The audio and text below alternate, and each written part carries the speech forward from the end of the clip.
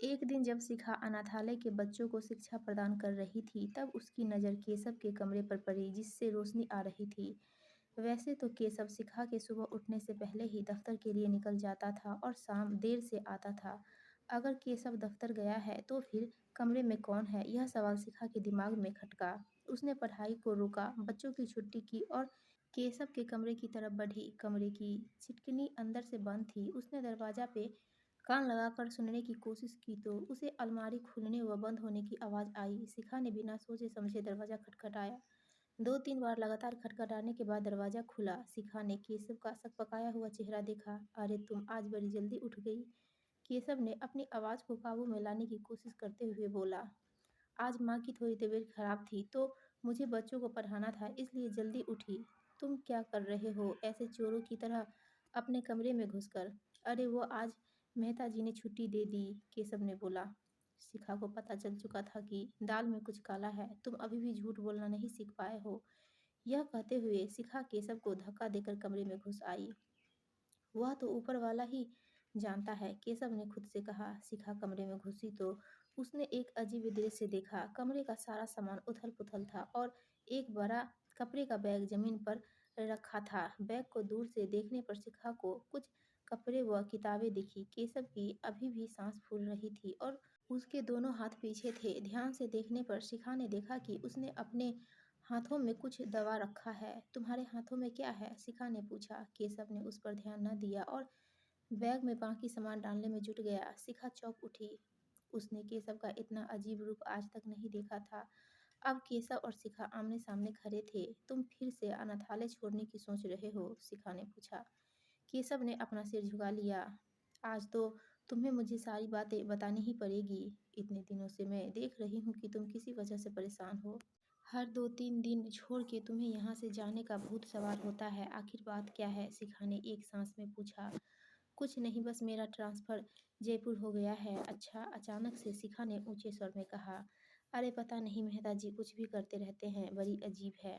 केशव के चेहरे पर ऐसे भाव थे जैसे वह एक जंग से हार आया हो।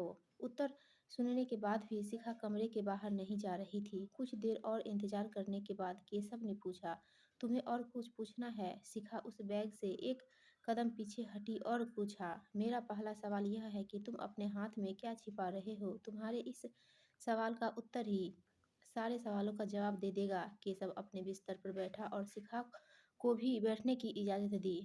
शिखा ने देखा कि केशव के हाथ में इतने वक्त से एक तस्वीर थी जिसको उसने बैठने के बाद अपने पीछे रख दिया था।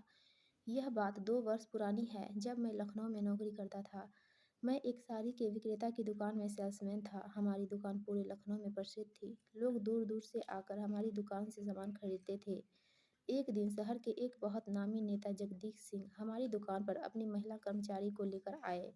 मैं उस समय एक व्यक्ति को साड़ी दिखा रहा था। उनकी कर्मचारी को जब मैंने देखा, तब पता नहीं अचानक मेरे मन में कुछ अजीब-सा हुआ जिसने मेरा दिल खुश कर दिया। मैं कुछ मिनट तक उसको देखता ही रह गया। मासूम चेहरा और उन बड़ी-बड़ी आँखों में मैं खुद को देखने लगा था। नेता साहब मालिक से कुछ बहुत गंभीर बात कर रहे थे और उनकी कर्मचारी उनके बगल में खड़ी थी। अचानक से मालिक ने मुझे बुलाया। मैं दौड़ते हुए उनके पास गया। "केशव, ये है जगदीश सिंह जी। इन्हें अपनी बहन की शादी के लिए लहंगे देखने हैं और इनको लखनऊ दर्शन कराने की ज़िम्मेदारी भी तुम्हारी।"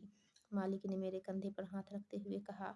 पहली बार मुझे एहसास हुआ कि 1 साल की मेहनत का फल मुझे आज मिल गया। मैंने सोचा कि मालिक से लखनऊ दर्शन की तारीख पूछ लूँ, पर पता नहीं उस समय कुछ अजीब-सी झिझक ने मुझे रोक दिया। 2 दिन तक मैं दुकान पर लहंगे अलग करता रहा और उस महिला कर्मचारी के बारे में सोचता रहा। तीसरे दिन जब मैं अपनी मोटरसाइकिल से दुकान पहुँचा, तब मैंने देखा कि एक कार दुकान के बाहर खड़ी हुई है। दुकान के अंदर जाने से पहले ही मैंने शीशे से वह 2 आँखें पहचान ली थी। मैं दुकान के अंदर गया और मालिक ने मुझे चाबी थमा दी और जगदीश जी को ले जाने का आदेश दिया। मैं बाहर गया और जगदीश जी के लिए गाड़ी का दरवाज़ा खोला। मैं गाड़ी चला रहा था। मेरे बगल वाली जगह पर वह महिला कर्मचारी और पीछे जगदीश जी बैठे थे। मेरी आँखों में उस नीली साड़ी की चमक आ रही थी और उस गोरे मुख को देखने को मेरा जी तड़प रहा था, लेकिन पीछे जगदीश जी को देख मेरी रूह कलप जाती। अचानक जगदीश जी ने मुझसे पूछा, अभी हम किस तरफ जा रहे हैं? जगदीश जी की आवाज़ में बहुत क्रोध था। उनकी क्रोध भरी ध्वनि सुनकर जो मेरा शरीर काँपा था, उसे देखकर उनकी कर्मचारी के मुख पर हँसी आई, जो मैंने अपनी बाईं आँख के एक कोने से देख ली थी। इससे पहले कि नेताजी कुछ और बोलते, उनके फ़ोन की घंटी बजी। वो फ़ोन पे बातें करने में व्यस्त हो गए। उनके साथ एक दिन रह के देख लीजिए, क्रोध की आदत अपने आप पड़ जाएगी। मौके का फ़ायदा उठाते हुए उनकी कर्मचारी ने कहा। इतनी मीठी ध्वनि सुनकर मेरे मुँह से कुछ न निकला। मैं बस हल्का-सा हँस दिया। कुछ देर तक हम दोनों ने कुछ नहीं बोला। नेताजी अभी भी फ़ोन पर लगे हुए थे। कुछ मिनट की और शांति और हम पहुंच गए। मैंने नेताजी के लिए तुरंत उतर के दरवाज़ा खोला और उनको इस जगह के इतिहास के बारे में बताने लगा। मैंने देखा कि उनकी महिला कर्मचारी किसी व्यक्ति से दूर खड़े परेशान स्वर में बात कर रही है। मेरा मन उसकी तरफ खिंच गया। मुझे उनसे बात करनी थी और मेरा निश्चय इतना अटल था कि मैंने तरीका भी निकाल लिया था। मैं नेताजी को लेकर एक नौका के पास चला गया और नौका को पैसे देकर संगम स्नान करने को कहा। नेताजी भी पंडित किस्म के थे तो उनका भी मन प्रसन्न हो गया। कुछ ही देर में नौका उनको लेकर चला गया और मैं उनकी तरफ बढ़ा। वो अकेले तट के किनारे एक खटिया पर बैठी थी। मैं उसके आसपास मधुमक्खी की तरह मंडराने लगा। वो भी मुझे देखने लगी। आप कुछ चिंतित लग रही हैं। बहुत हिम्मत करके मैंने पूछा। ऐसा कुछ नहीं है, उन्होंने कहा और हल्के से खिसक के मुझे अपने पास बैठने का आदेश दिया।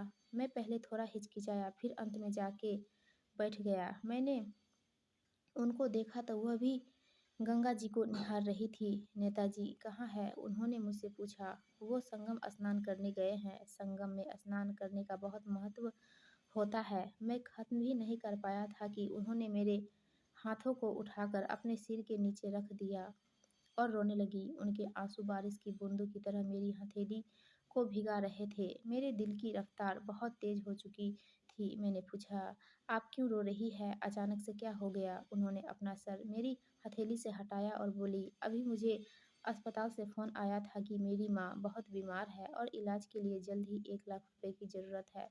कहाँ से लाऊंगी मैं इतने पैसे? नेताजी से मांग लीजिए, मैंने उससे कहा। वही तो सबसे बड़ी दिक्कत है। मेरी माँ एक अनाथ आश्रम चलाती है। अधिक फंड न होने के कारण मैंने अनाथ होने का बहाना बनाया था और ये भी कहा था कि मेरा देखभाल करने वाला कोई नहीं है। यह सुनकर नेताजी को दया आई थी और उन्होंने मुझे नौकरी पर रख रख लिया था। अब मैं उनको कैसे कहूँ कि मेरी एक माँ भी है? मैं बहुत बुरी हूँ। यह कहकर उन्होंने मेरा हाथ और ज़ोर से पकड़ लिया। परेशानियाँ सबके साथ आती है, बस उसका समझदारी से सामना करना चाहिए। मैं कोशिश करूँगा। यह सुनकर उन्होंने मुझे गले लगा लिया। मैं मंद रह गया था उस वक़्त। कुछ देर वहाँ बैठकर मैंने उनको हँसाया। तब तक नेताजी भी आ गए थे। उनके मुख पर चंदन का टीका और खुशी थी। वो गाड़ी की तरफ बढ़े और रास्ते में उन्होंने मुझे 50 रुपए की टिप दी। यह देखकर वो हँस रही थी। वापसी में पूरे वक़्त मैं इस भाव में खोया रहा कि क्या उनको भी मुझसे प्यार हो गया है। रात हो चुकी थी और मैं गाड़ी लेकर दुकान के बाहर खड़ा था। तभी मैंने देखा कि सामने से वो आ रही है अकेले। मैं अपना हुलिया सुधारने ही वाला था कि उसने मेरा हाथ पकड़ के कहा, 3 दिन बाद नेताजी की रैली है यहाँ। यह कहकर वह चली गई। केशव का गला सूख चुका था।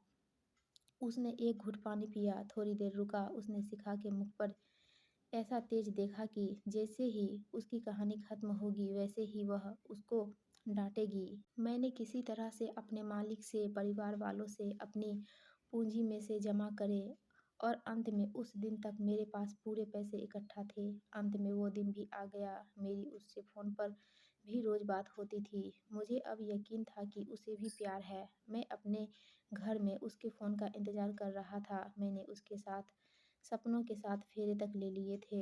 मैं पूरी तरह से उसके प्यार में डूब चुका था। अचानक मेरा फ़ोन बजा और एक व्यक्ति ने बोला, इस नंबर के जो उपभोक्ता है उनका एक्सीडेंट हो गया है। मैं बिना जूते के अपनी मोटरसाइकिल से जल्दी से वहां पहुंचा तो पता चला कि नेताजी एक्सीडेंट से स्वर्ग सिधार गए और ड्राइवर और उनकी महिला कर्मचारी अस्पताल में भर्ती है। मैं जल्दी से अस्पताल पहुंचा तो मैंने देखा कि दोनों की हालत गंभीर है। 2 दिन तक मैं उस सरकारी अस्पताल में रहा। इस बीच मैंने जैसे तैसे उन रुपयों को सही जगह पर पहुंचा दिया तीसरे दिन डॉक्टर ने कहा कि महिला कर्मचारी बच तो गई है, लेकिन उनकी याददाश्त पूरी तरह से चली गई है।